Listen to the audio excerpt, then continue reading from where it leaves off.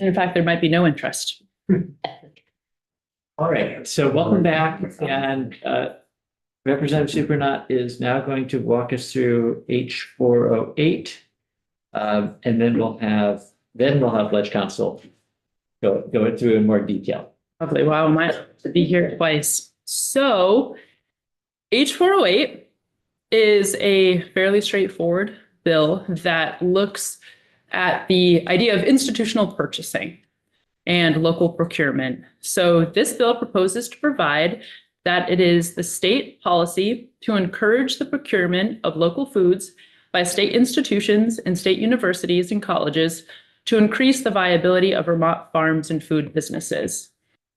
The bill would provide that a state institution or a state university or college purchasing food shall provide a preference to local foods when local foods are comparable in costs that have not been grown or produced in the state. The bill would require a person responsible for procuring local foods or other items on behalf of a state institution or a state university or a college to purchase local foods unless the price of local goods exceeds by more than 10% the price of food or other agricultural products grown or produced that were not grown or produced within Vermont. So essentially, we've all been hearing that Vermont has such goals to procure 30% of our food from in-state. And I keep thinking, how are we actually going to meet that goal? And I think institutional purchasing creates a really powerful avenue for us to do just that. I think that it would really help in the ways of having outlets for our farmers that are clearly defined markets that farmers can rely on, and farmers will have the opportunity to be paid adequately for their products. I think that we should also be really celebrating the fact that institutions having access to Vermont grown food is only going to benefit the folks who are on the receiving end of that food. I think that this is a bill that celebrates our local economy. It celebrates our farmers. It makes sure that farmers have outlets. They're not having to necessarily go out of state to meet their demands. And I think that we should be really uplifting Vermont channels when it comes to local procurement. And I am going to leave it at that. Yes. Representative Nelson. Thank you. We don't already have this type of a program in place. I thought there was something that the state was encouraging the prisons and whatnot and other state institutions to buy from local farmers. Possibly they are, but I don't know of that. I think, are you thinking of local purchasing grants or initiatives that are out there? I'm not sure. I was asking, I thought there already was. And then I thought, well, if there was, she wouldn't have brought it forward, but, and I support the idea, the concept.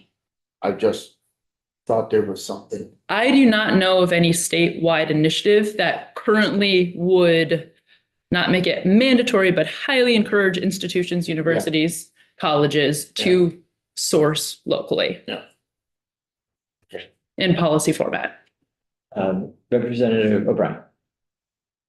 So I wonder, for example, say UVM contracts Sodexo to do their food.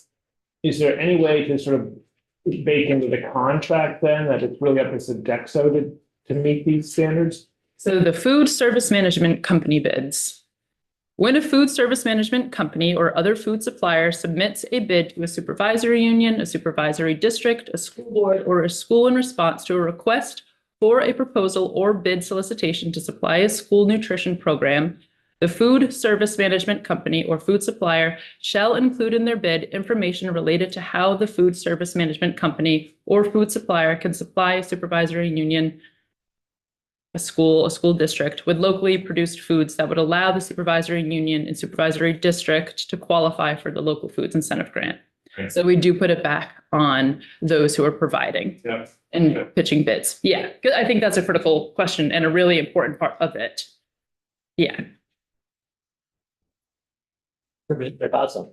Just to address part of what Richard asked about in terms of correctional facilities, there's very, very little local purchasing. I know I actually was going to meet with somebody from DOC to see what we could do to move that forward, because what I understand is that there are very isolated, one-off kind of situations where produce is purchased by a correctional facility. But for the most part, there's very, very little local purchasing from local farms. I don't understand why they don't grow some of their own and teach their people a skill and give them an outlet that they might enjoy. Other states do a better job of that than we do at this point, although that's something we could maybe work on.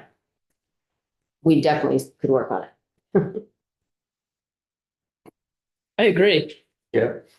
I was pumped sitting up there. Heather, before we let you come back Thank you. to your regular seat, so who would be covered by this? So it's colleges, the UVM, the state colleges, the prison, state prisons. General Assembly. Right. Mostly, yeah.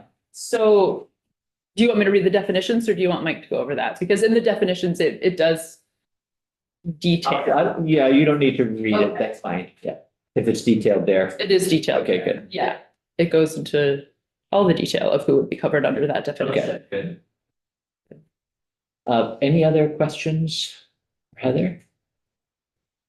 So this is a recommended, it's not going to be mandatory, it's going to be a goal, a recommendation, but not something that's going to be required. Well, sort of. The first part of the bill is a strong encouragement. And the second part would require a person responsible for procuring food on behalf of the state to center those local food producers in their purchasing. You can't technically mandate or require because it's not constitutional. I can talk about Yeah. Okay. Although I'd like You to. have to take that into consideration. There is local food source and Mhm. we should. Yes. Mhm. Any other questions? Do we understand why this is important? Did I cover that enough? Because this is really important. Well, you did mention, Okay. alluded to 30 by 30. Yes. Is there more though that you want to? No, I just think that we have such a strong agricultural economy, and why not really lean into uplifting and supporting that in a way that gives our Vermont markets a real chance to thrive And grow. and grow. Exactly. Findings too. Yeah, and I have findings as well that cover that, but yeah. Viability and growth. Representative Boswell. Yeah, I guess I'm just wondering, I love the idea of it. I'm wondering how often you think the local produced products are going to be within 10% of the cost of the Cisco or Sodexo? Because it seems to me that it's likely, if that's the requirement, we're still going to have a lot of people buying tomatoes from Mexico. I know, I think that's a really great question, and I think, I have no idea. Yeah, I think that would be something that you could touch I upon. can talk about that. Yes, Why- and why we came to that Why number. it's at 10, and if you get higher, what the repercussions. Okay, all right, okay. Okay, thank you. Yes.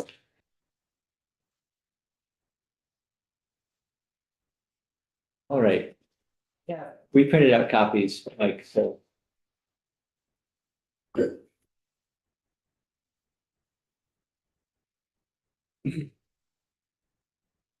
So this is Michael Grady with Legislative Council. So I just want to refresh your memory about a conversation we had a few weeks ago in relation to H-167, when we were discussing constitutional issues around directing that a grant be used to buy local food.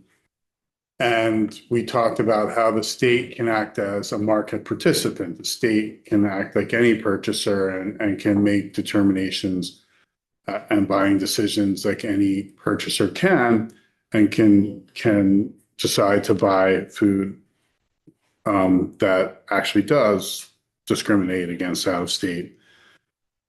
And there is a provision in law right now that says state agencies, and state agency is defined as basically the executive branch, are to provide a preference for local foods, all other things being equal. That's all it says. And there's no percentage, there's no link to any other program. It's just all things otherwise being equal. And that is because other states also have purchasing preferences. And in other states, they do use percentages. But the higher the percentage you go, the more susceptible you are to what's called a reciprocity law. It's where if you say you're going to provide 20% preference for your goods, the other state says, well, when purchasing Vermont goods, the state agencies have to give the New York goods a 25% percentage preference. So you get into this war of reciprocity percentages. 10% has been kind of deemed to be, that's a safe number. You're not going to trigger reciprocity. You're likely not going to trigger Commerce Clause, because even if you are the market participant and you are buying, but you say you're going to give an 80% preference to in-state, now that's going beyond just exercising your market. That is intended to be economic protectionism. And economic protectionism doesn't qualify for market participant exception. So you have to kind of balance where you set that preference to avoid the reciprocity laws from other states and to avoid an argument that you're economic protectionism. In addition, you have to be careful that you aren't creating discriminatory policies. So this is not discriminatory in its application, because you just say you give 10% if it can be met, and it's still a preference. It's not mandatory.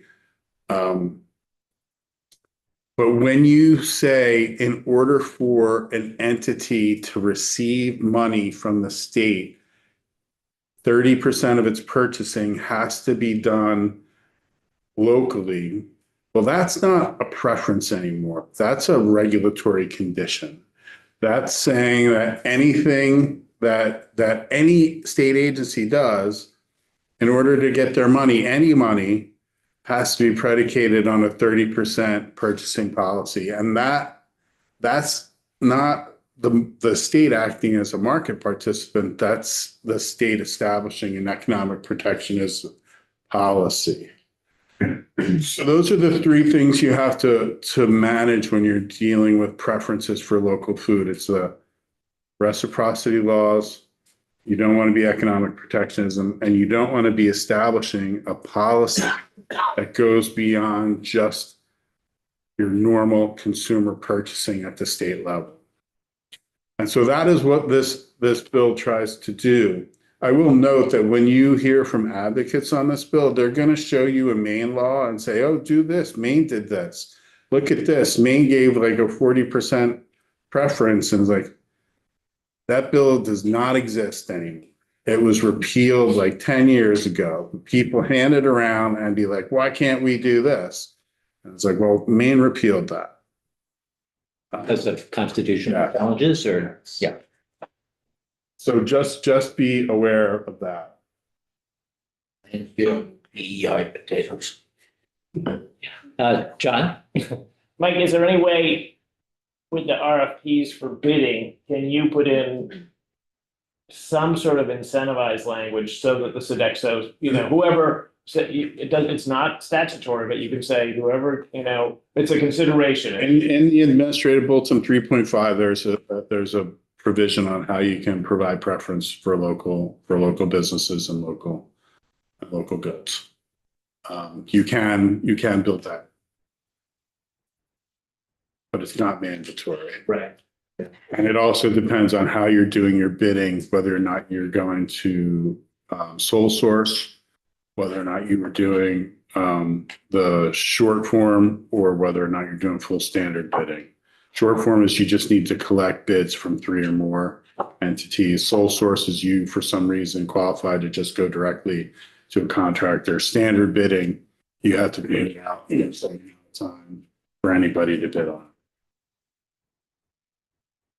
So going into the bill, there's a finding section on page 2 that recognizes the importance of local production and supply as a means to strengthen economies and ensure access to healthy, locally produced foods.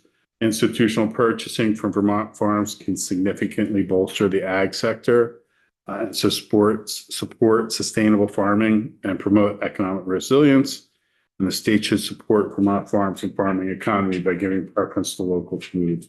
There is a new subchapter that's added in the state purchasing chapter in Title 29. So this is not an agricultural section. This is a state purchasing section. There's the definition of local food from Title 9, which is very much those foods produced only within the state. Definition of state agency is any executive branch agency department created under Title 3, which is where all the state agencies are created, and any commission, council, or similar entity attached to an executive branch agency, department, or entity. State universities and colleges, the University of Vermont. And so state institution means a state agency, any office of the state judiciary, and any office of the General Assembly. So it is all 3 branches. Public schools would not be part of this. Not right now, because there's already that public school local purchasing preference where they can get, I don't know, maybe it didn't.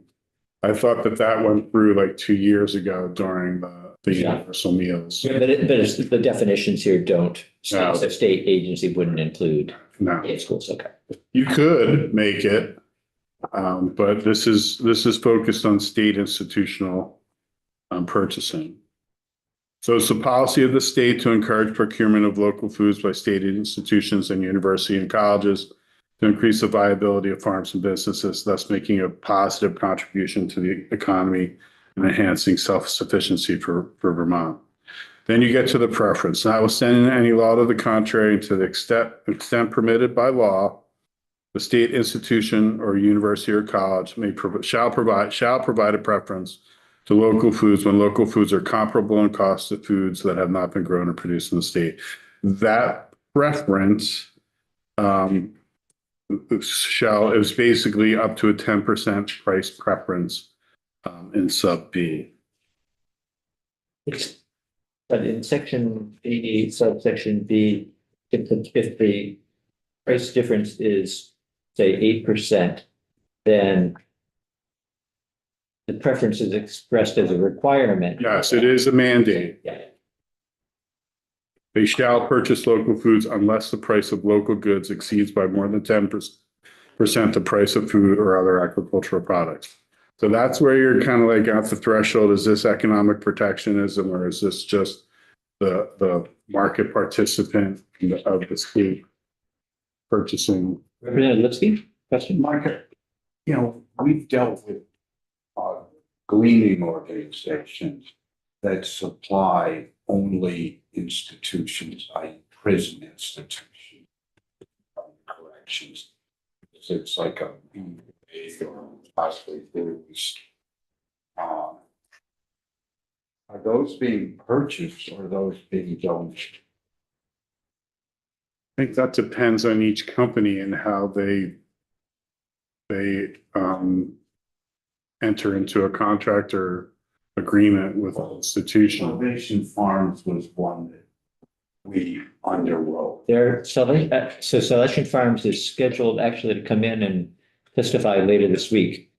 And specifically about that program. So I won't try to answer, but we can ask them. Yeah. I don't know if they solely donate their food or if they are entering into low price contracts with institutions. I don't get. Again, how does this purchasing deal with sort of a la carte stuff versus, wide ranges of food? So is it, every carrots we have to compare that 10% roll of raspberries or chocolate milk versus skim milk. I mean, is it? At what point can someone, on either side push back and say, we're doing, we're meeting that under 10% for a certain product, but these other products, like dairy, for example, I mean, that really is not reflected in the language. It's about, it doesn't say as a whole or as a part of your budget or as your total food purchase. It's for the food or other agricultural products grown or produced. So that seems more of a product by product percentage and not as a budget as a whole. Is that your question? part of that, yeah, I'm just wondering if I'm the purchaser for this and I'm like, oh, well, 2 out of 5, dairy products we sell at this institution, I can meet these standards but I can't do them all, does that mean since 3 out of 5, I'm not being able to do that? Am I in violation or? Again, this is about the product, right? So if they wanted to just buy the 2 products from that supplier, they could. If you want to change the language and say it's about most of, I would have to think about that language. Yeah, I just don't know enough about how purchasing works, whether it's, if only 2 out of 5 would fit here, can I just, if I was the buyer and it was just more complicated, could I just, Well, all dairy is just gonna come from Pennsylvania? look at section 3. This is partly answering your question, like how does it work? They bid for supply of all the food, like Cintas or someone like that, and they will get that in. But this requires them to show, for in this instance, a school supervisory union, whether or not they can meet the criteria, and that section 1264A, that's not the right cross reference. I'm going to have to change that. But how they can meet the needs of the school in order to qualify for grants. So for example, if I was Sodexo and I bought maple syrup from Ohio, even though it was even more expensive than Vermont syrup, but overall, this fit, am I in some sort of violation of this or Well, this is a different program. You're outside of the state. This is schools.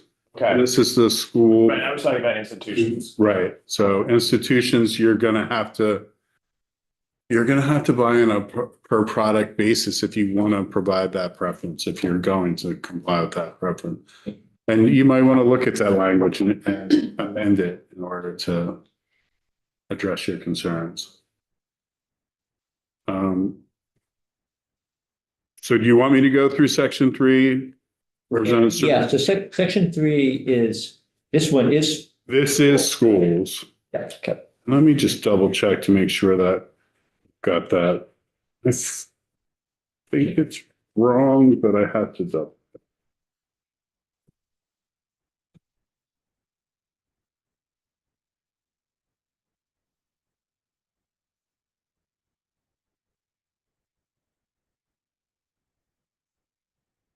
No, it's right.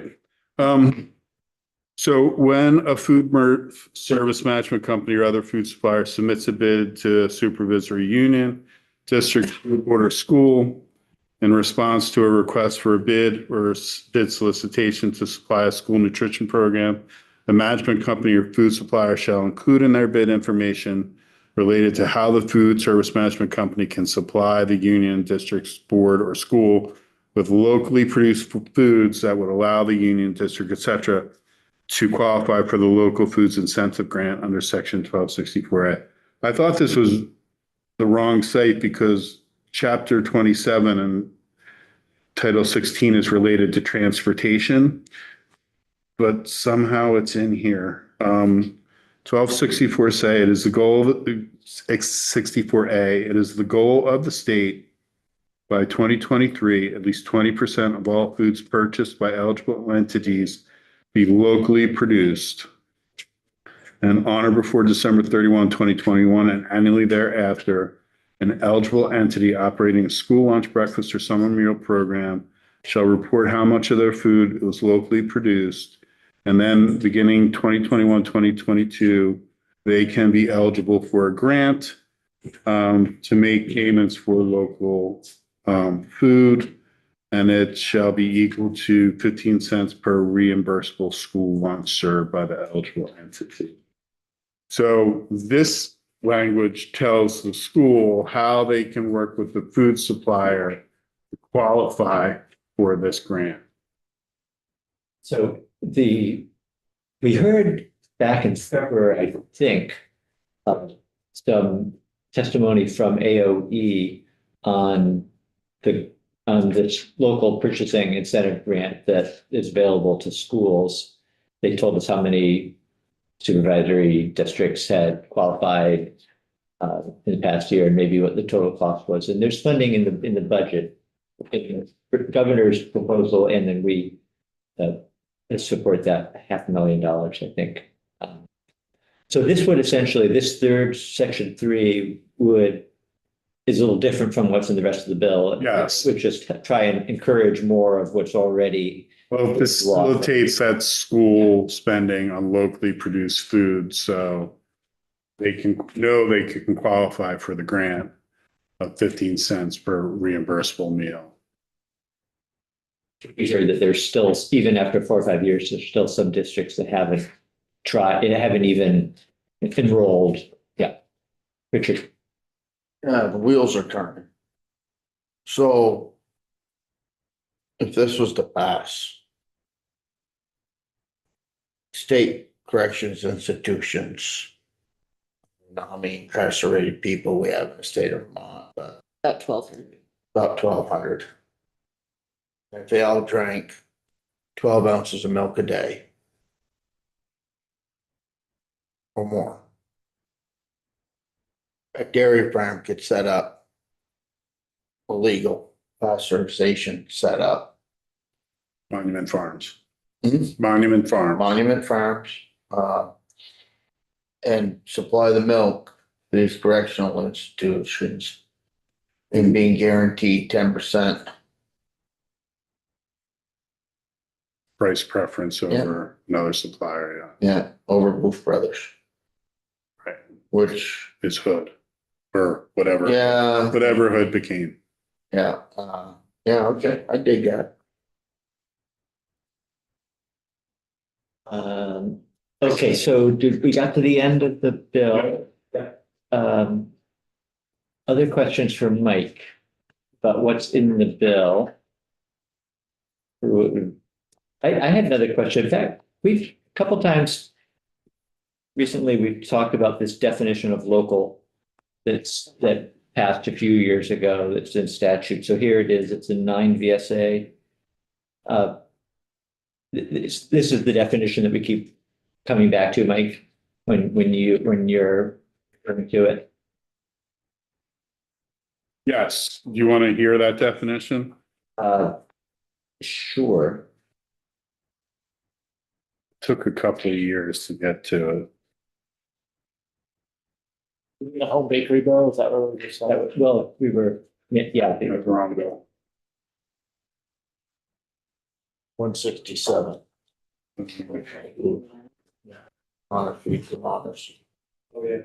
Yeah, state definition of local. It's more or less within the state of Vermont, I think. So the Attorney General and I worked on this for a while. And I went back and forth a couple of times, but here it is. Very specific to the type of food.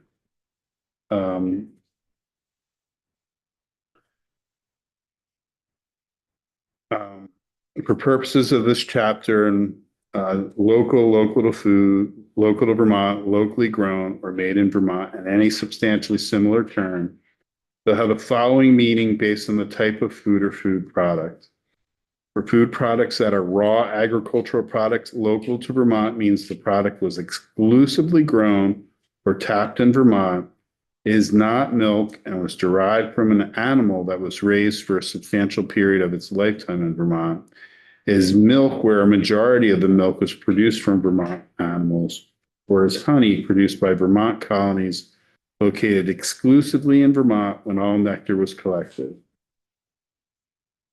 For products that are processed foods, local to Vermont means the majority of the ingredients are raw agricultural products that are local to Vermont, and the product meets one or both of the following criteria.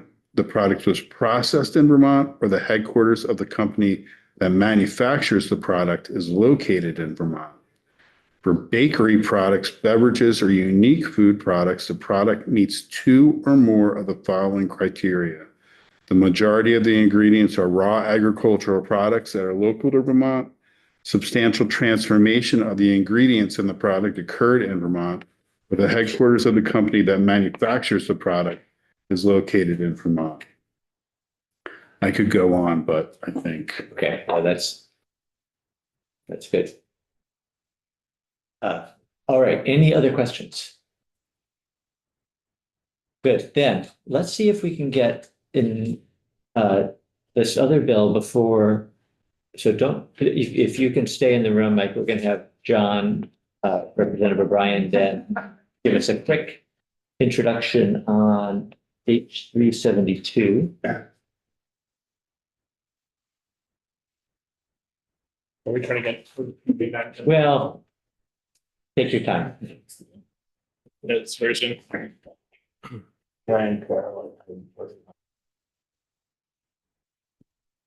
So this is an act, this is H 372, an act relating to application of neonicotinoid pesticides in nursery starts and herbaceous plants.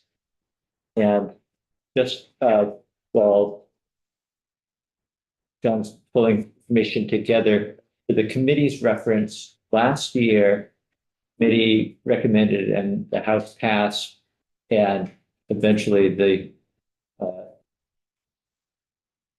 Senate passed a bill that phases out some applications of neonicotinoid pesticides. And I think that, well, I'll let John take it from there, but just wanted to mention that. Yeah, I was gonna pick up there too. So for the record, Representative John O'Brien, House Ag. So H 372, an act relating to application of neonicotinoid pesticides to nursery starts and herbaceous plants. Which I guess there's some new people in here. So first, in praise of neonics, to butter you up, neonics are neurotoxins, so they attack the nervous system of bugs. The jury's out, but for the most part, they look like they're not dangerous to bigger animals, mammals, humans, etc. So, but to bugs, they attack the nervous system and they're great. So, as far as target bugs that neonics were developed for, our bill last year, it was all about, or not all about, but a lot of it was about bugs that attack crops, so corn and soybean, things like seed corn maggots, wireworms, corn rootworm, and white grubs. And they do a great job at killing those things. The problem with neonics is that they're water soluble, so once they're in the water, they travel, and that means like there's everything from like plant sweat, so little tiny droplets of water coming off a plant will include neonics, and they get in blossoms, for example. So they're systemic, so they're throughout the whole plant. So anything, either a pollinator or a pest, eating that or interfacing somehow with that plant will ingest some sort of neonic, and so its nervous system then is under attack. And so besides the target animals like corn maggot, it's also was attacking a lot of our pollinators. So everything from honeybees we notice because they're managed, but what we don't understand is all the pollinators, the wild pollinators, we don't really track. So a lot of bees, but all sorts of pollinators that really aren't studied because we don't know how to study them. So there are certain wild bees, for example, going extinct. We didn't even know it until they disappeared. And then it also, being in water, gets into rivers, so it's killing fish food, mayflies, caddisflies, all those things too. At some point, doesn't it break down so that it's not toxic? Or is it always? It sticks around a long time. It doesn't just go away the way, say, Roundup does. 60 days. Sometimes it's more than a year, I guess. So, and 60 days in the life of a pollinator might be the end of it too. And so even things like birds, of course, because they're eating pollinators, are affected. And so the science-wise, even sort of in a non-policy way, a lot of scientists have identified neonics as something we should phase out. And the country, you know, like the EU and Quebec and Ontario and now New York State are phasing it out. So just in my time here, the first bill we dealt with neonics was essentially the sprays at Home Depot and Walmart that you could buy and go home and spray your tea rose and kill any bad bugs on it. So we got rid of that. I can't remember what year that was, but then we did this one last year, which was both for spray applications for things like orchards, but also the treated article seeds, those seeds with it, or the spray, sometimes target sprays.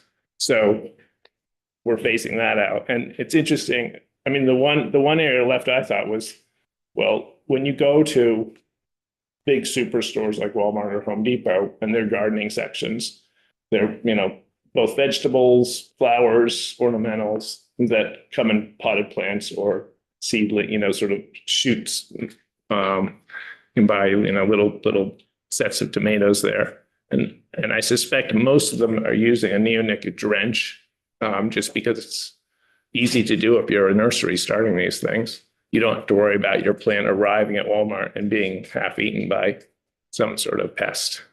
So just Googling Home Depot and Walmart, it's interesting that those corporations are already saying, like, we're starting to phase out neonics, and like 80% have been phased out, which means they sort of admit that they shouldn't have neonics already in either drenches or maybe are treated seeds for, you know, I don't know if there's a treated tomato seed, for example, when they start them in these giant nurseries, maybe even in other countries. But it just seems like that's sort of the remaining piece that we should try to phase out, because science-wise, I think neonics are something we should get rid of.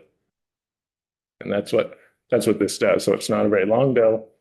And I think there are probably some complications because of both state lines and even international lines to deal with. But we might be able to be a state that applies pressure to phase them out.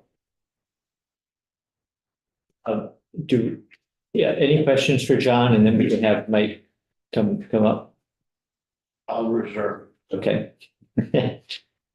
All right. I see steam coming up over here. All right, good. Thank you, John. Still love you, John. Thank you, Rich.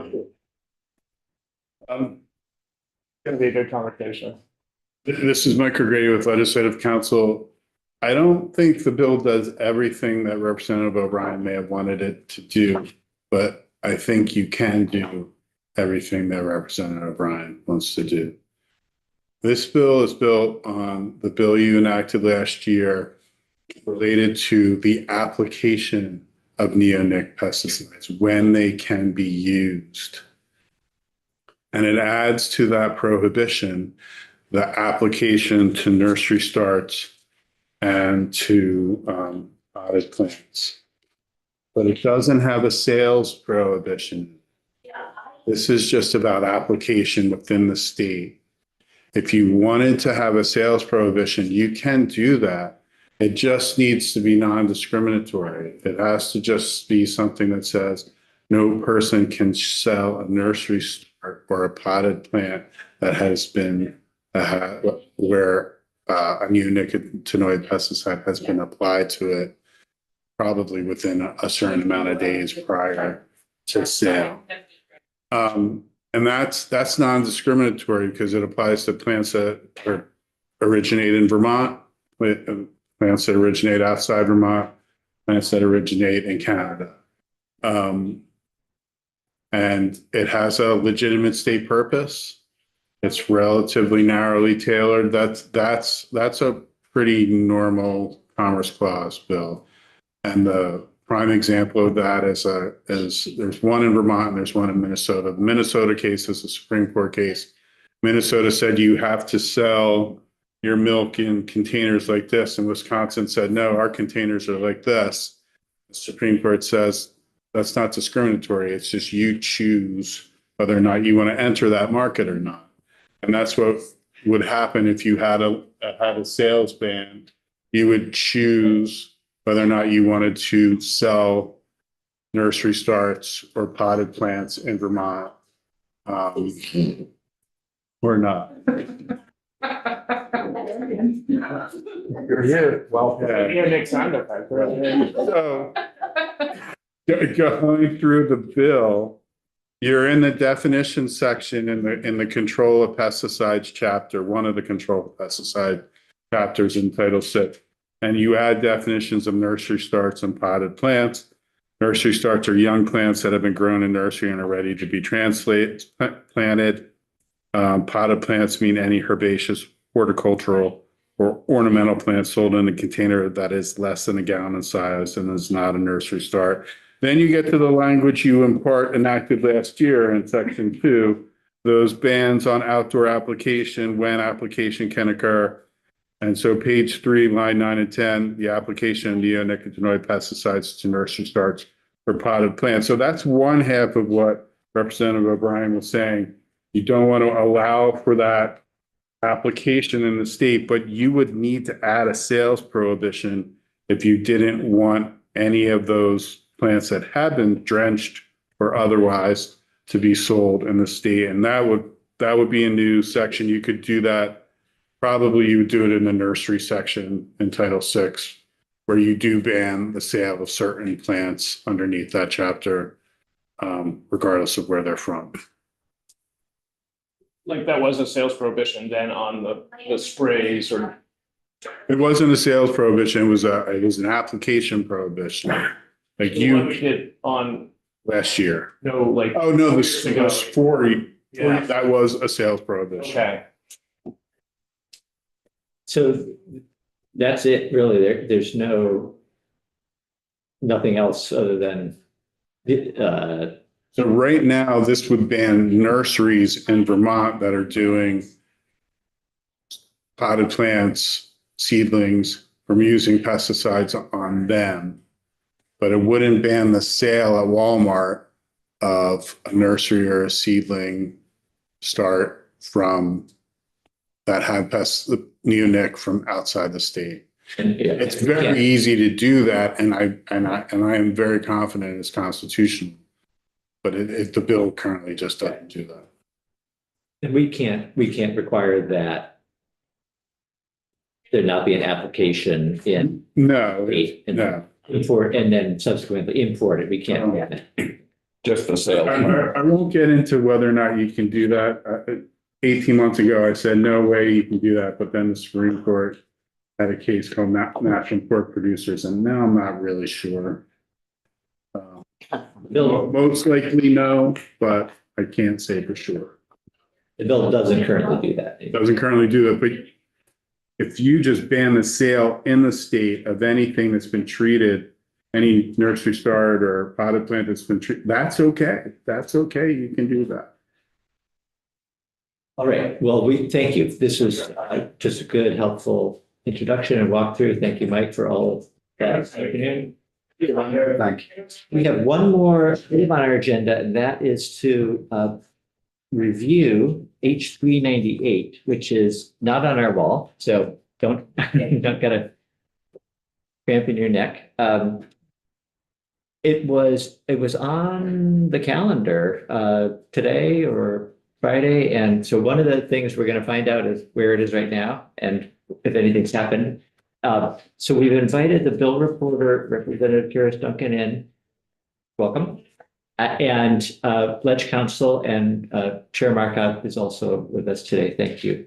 This is a bill that passed out of the Commerce Committee last week. It has a piece of it that's relevant to the work that we do. And so we appreciate just being informed of what's happening there. And I'm going to ask whoever would like to come up. I'm not sure what makes the most sense. If you all would like me to, I'm happy to. Okay, good. So we have Cameron Wood from Ledge Council, who I don't think you're gonna. I have not been introduced in this committee. No, sir. At least not in 9 years. And I was clerk. Mr. O'Grady was one of my supervising attorneys in the Office of Legislative Counsel many years ago, and I did get to spend some time in the Agricultural Committee way back then. So, Well, welcome. thank you. For the record, Cameron Wood, Office of Legislative Counsel. My portfolio for the committee's awareness, I primarily cover housing, but I also cover retirements, pensions, some consumer protection, and bankruptcy. And a little bit of overlap with my partner, Rick, on commerce-related activities. So this bill had a housing component attached to it initially, and that's why it came to me, and I've carried it from there. For background, for awareness, as I mentioned, I clerked in the Office of Legislative Counsel for 2 terms back in 2015 and 2016. And then after that, I went to work with the Department of Labor, and that is where I have worked since then. And I was brought back to the office. I think my first day was December 30th. So it has been a roller coaster getting up to speed, but happy to be here. Mr. Chair, would you like me to pull the bill up, or If you're not in the Zoom room, we'll let you in and give you that permission. Good. I am going to try to join now.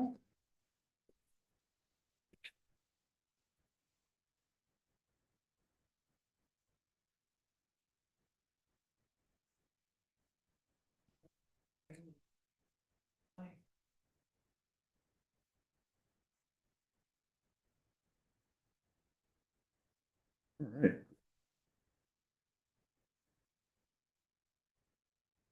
And I would say, just in the interest of being efficient with everyone's time, don't feel that you need to walk through the entire bill. Yes, sir. But whatever needs to be added for context, feel free. Okay.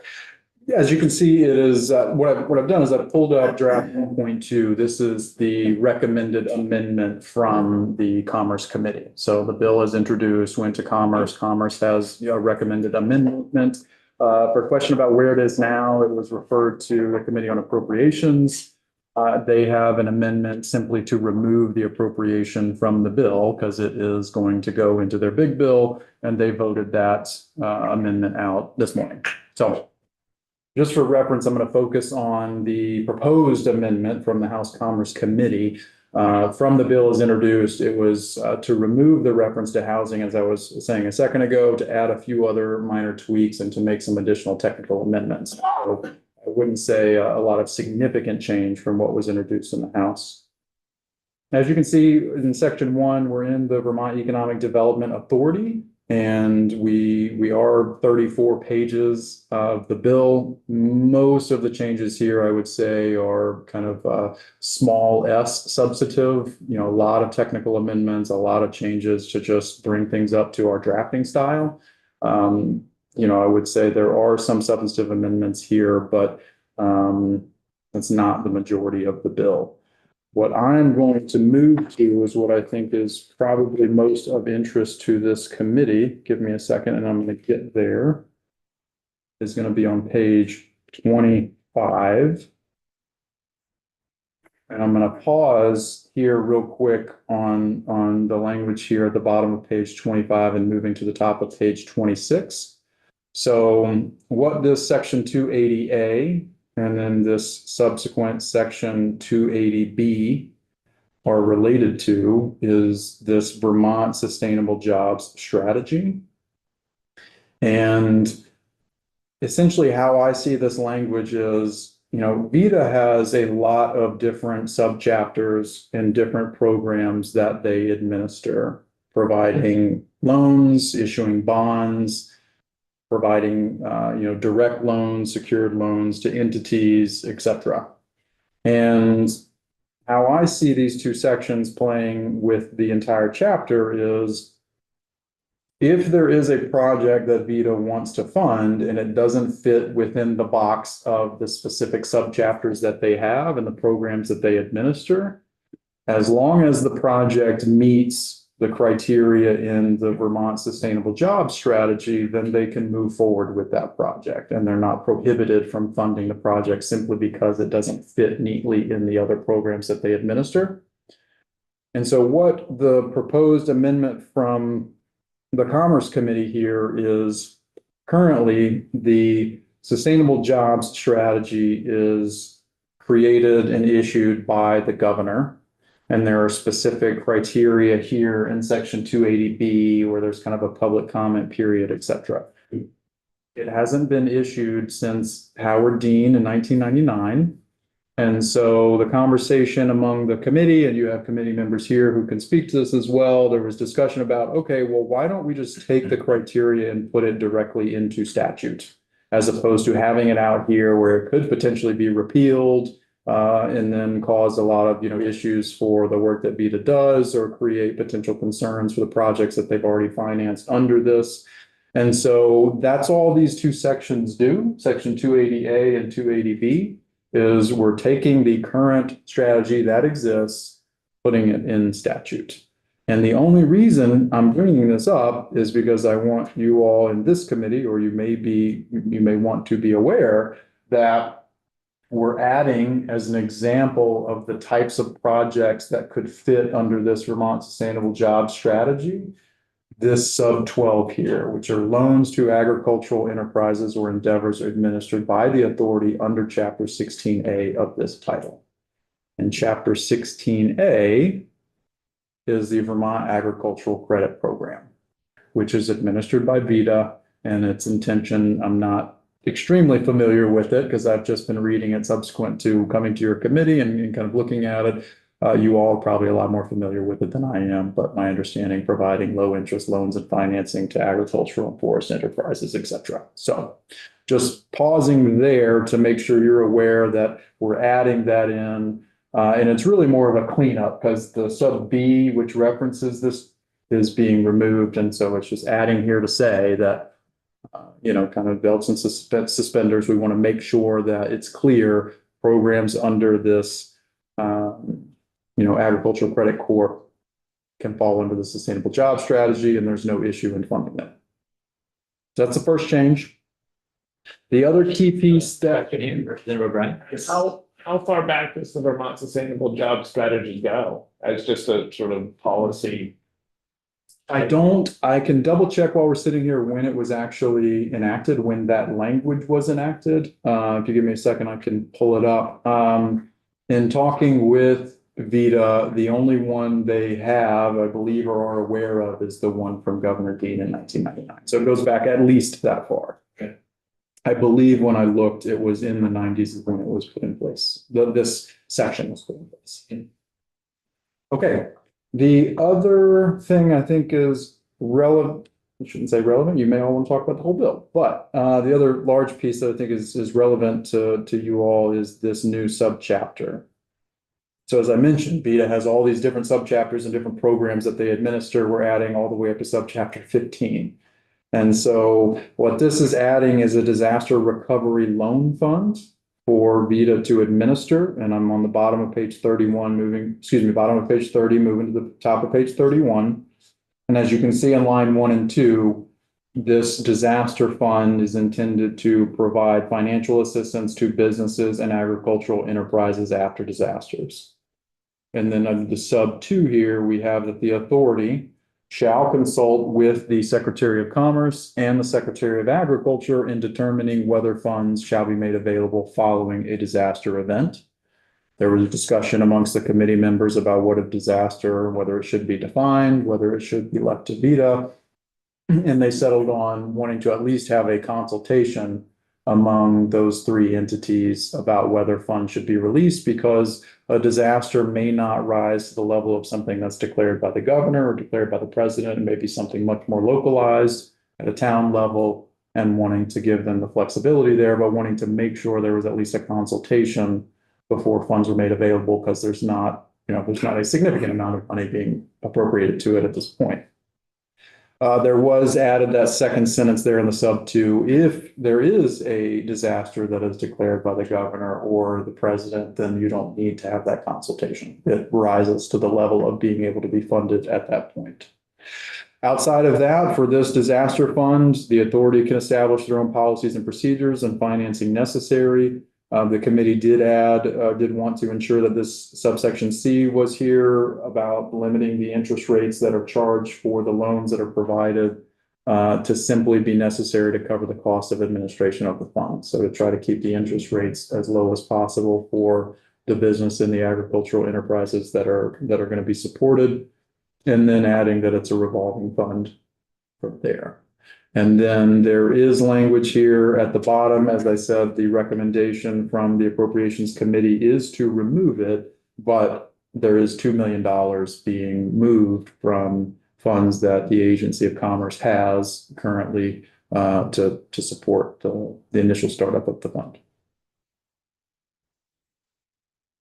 And I will pause there. Those are the things that I know are specifically relevant to the committee, but happy to discuss some of the other changes if you're interested, or if you have any questions, happy to answer them.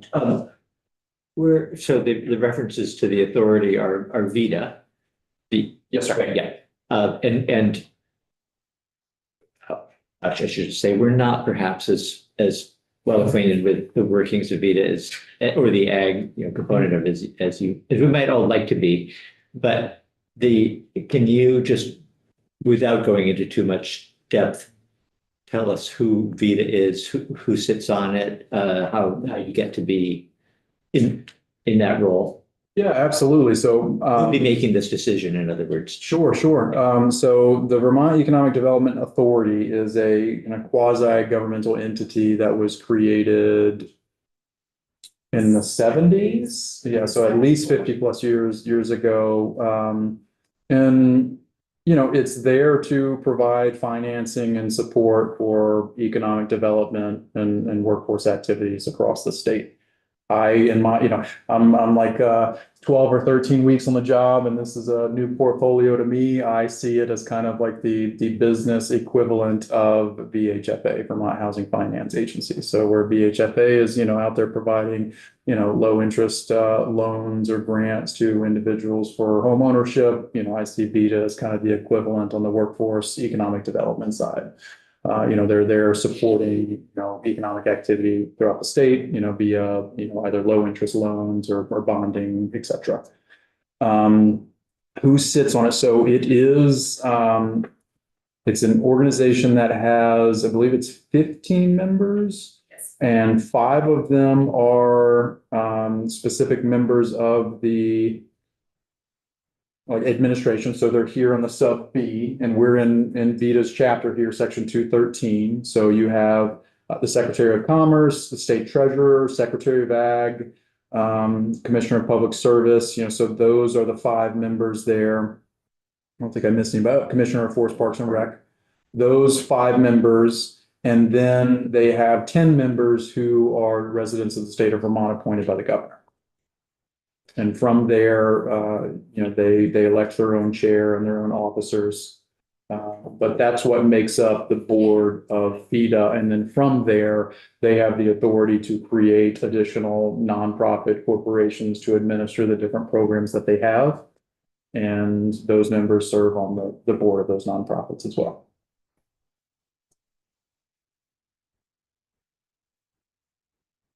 I'm wondering thank you, Cameron, that's helpful. And if I'm not seeing any other questions, I don't know, Representative Karis Duncan, if you wanted to say anything just to add your perspective, since you made the trip upstairs. We can have you come up if you want. Sure. Thanks. Right.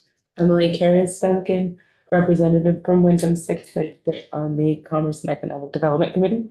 I guess I would just maybe point out, or I don't know, does anybody have any questions? No, go ahead. No, I guess I would just maybe point out the disaster relief fund. We in committee wanted to make sure that agriculture was really included in that because we know that sometimes there can be lapses in insurance coverage and that sort of thing, especially for smaller holders. So we wanted to come up with some sort of system to allow for kind of undeclared disasters to also be met the need there. And I don't suppose there's really that much. It's fairly straightforward. Vita just wanted to make sure that the agricultural community was represented, well represented, because it's under their purview of giving. Or lending. Well, we appreciate your including that in the bill as well. Representative Nelson. Yes, the 2.5 million, Oh, 2 yeah. million, Oh. is that for the whole program or is that for the agriculture side? That's for the whole program. Whole program. So, and just to give a little background on those funds in case you didn't have them, those were from a $7 million pot of money, the BCAP fund that got given to ACCD. And they've spent 5, they have 2 left over. And the idea is, especially with all of the flooding and everything that's going on, to give some sort of pot of money that's easier to deploy than. Faster. Faster to deploy. Representative O'Brien. Does Vita only serve businesses mostly, or do they do municipalities too? From my understanding, mostly do businesses, but sure about that. Sure. Representative Michael Markov, the Chair of House Commerce, Economic Development. Vita is business organization, and of course, under business, ag is their businesses as well. And so that's their traditional area of loaning. And they provide, they're not out there soliciting loans. They're there to provide loans. And they take a lower position.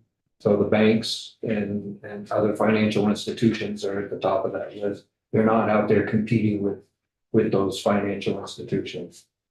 One piece, this loan program that we just created, has the financial institutions a little leery because it does allow Vita to go out there and make those loans. But we feel that it's necessary for Vita to do that to help during disasters. And so although financial institutions are a little weary about it, they're not putting up the fight on creating this loan program. Representative Nelson. What tends to be the interest rate and payback terms? Are they all different or they run a lower interest rate? It depends on what it is. There's different programs that we've set up that have been set up in Vita that have come through my committee that we will buy down the loan. So we'll buy down the interest rates on those loans by injecting general fund dollars in there from time to time. But they also will go out and get cheap money as cheap as they can. And then, of course, raise the rate to get a little return for themselves. So this $2 million isn't the total dollars that Vita has. This is this is putting it, it's writing here somewhere $100 million. Vita is, yeah. Yeah, so take Matt Linehan over in Guildhall who lost his potato crop. He could have come to Vita, got a loan to cover his expenses for the year, perhaps. On this disaster. Yeah. Yeah. I mean, they would have to consult with the Secretary of Commerce and the Secretary of Ag.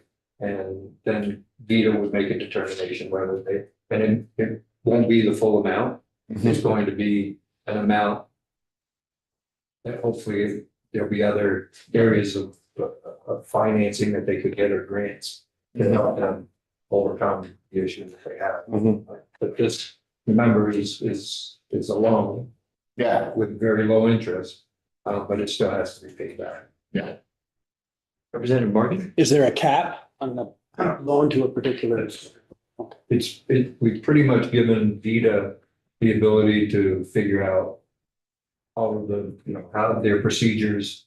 I mean, they're well versed in loaning money. And so they can determine if they want to cap it or not. I guess just to say on that, not on the revolving loan issue, but on the general kind of cleanup and changing of terms.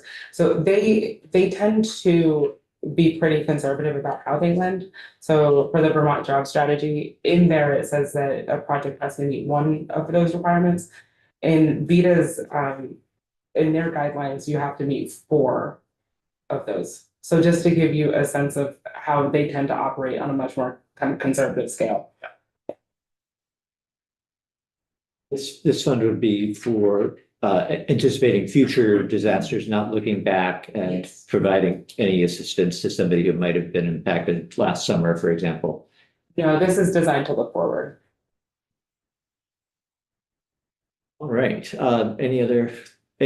no questions, any last thoughts? Thank you for your consideration. Yeah, well, thank you for sharing the information, and we'll look forward to seeing what happens. Bill's coming out of appropriations and. Today, I think it'll be on notice tomorrow. Okay. this was called a drive-by. What used to be called that? We call it a review now. A review, yes. Thank you. I didn't know that we called it a drive-by anymore. Thank you both. Nice to see you. Thank you. Thank you. All right. Mr. Chair, anything from me or you all set? I think we're all set, so thank you for that. And I think we had Vita in last year, 2 years ago. I can't remember when it was, but you may want to. Every session they seem to come in. Yeah, have a firsthand report from that too. Well, thanks, sir. And it was Thank you. to meet you all for the first time in committee this session. So, Thank you. We'll see you around the building. Yes, sir. We are tomorrow meeting at 9:30, and that will not change. And I guess I should never say that with so much. I doubt it will change. And then we're just here again this week for the morning, and then we'll be in on the floor after lunch Wednesday and Thursday this week. Do you anticipate us, are we going to the floor like at 1? Yeah. Do you anticipate us coming back here after the floor? Tomorrow, good question. Yeah, not tomorrow, not, we don't have anything on Thursday. This week is a little bit, we're waiting for bills to come from the Senate. We've got some of them to report on the floor, so we don't have any urgent we have less urgent testimony, I think, so we probably won't be coming back after this. Okay. Anything else anybody wants to bring up? I'm gonna read this and reread it and read it 10 more times so it flows. You recommend that when I present this, I pretty much stick to script? Or if I don't believe a part is pertinent, I just abbreviate it, or? I'll take a look at, why don't we think we can let the rest of the committee go, and then you and I can, thanks, we're all set.